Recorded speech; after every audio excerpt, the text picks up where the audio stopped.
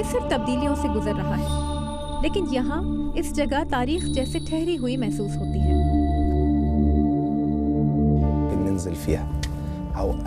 ہم کسی بھی صورتحال کا سامنا کر لیں گے، ہم محنت کش لوگ ہیں، 7000 سال سے ہم یہیں اسی جگہ موجود ہیں۔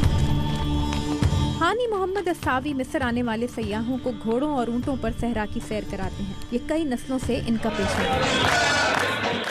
لیکن مصر میں 16 مہینے پہلے آنے والا عوامی انقلاب، جس نے سابق صدر حسنی مبارک کو اقتدار سے الگ کیا، اب تک اتنا استحکام پیدا نہیں کر سکا کہ سیاحت کے ذریعے روزی کمانے والوں کا معاشی دباؤ کم ہو سکے۔ یہی وجہ ہے کہ مصر کے حالیہ صدارتی انتخاب میں سیاحت کی صنعت سے وابستہ کئی لوگوں نے ایک سیکولر امیدوار احمد شفیق کو ووٹ دیا۔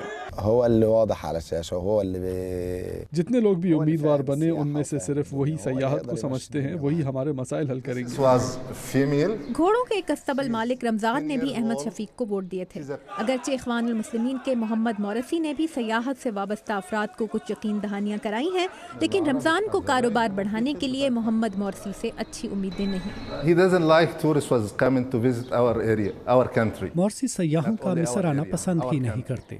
اگر مورسی واقعی جیت گئے تو ہمارے سب گھوڑے بھوکے مر جائیں گے۔ Mr. Mohammed Morsi, if he win, maybe this area, all the horses was killed, die.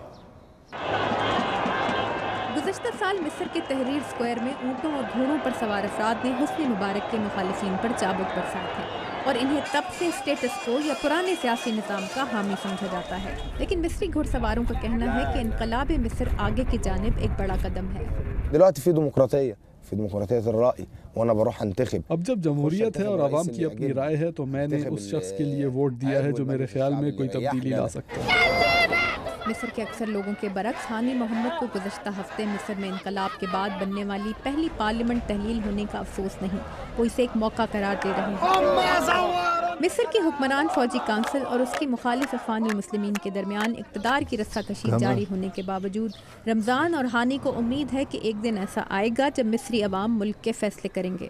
After 4 years, if he doesn't do good things for all اگر 4 سال بعد بھی حالات نہ بدلے تو حکومت پھر بدل جائے گی، کم از کم اب یہ ہمارے ہاتھ میں ہے۔ پچھلے کچھ دنوں میں مصر میں آنے والی سیاسی تبدیلیوں کو دیکھا جائے تو شاید رمضان کچھ زیادہ ہی پرامید نظر آتے ہیں، لیکن مصر ہو یا پاکستان، محنت کشوں کے پاس اچھے مستقبل کی امید کے سوا آگے بڑھنے کے لیے اور راستہ ہی کیا ہے۔ الزبتھ ایرٹ کے ساتھ تابندہ نعیم، اردو VOA۔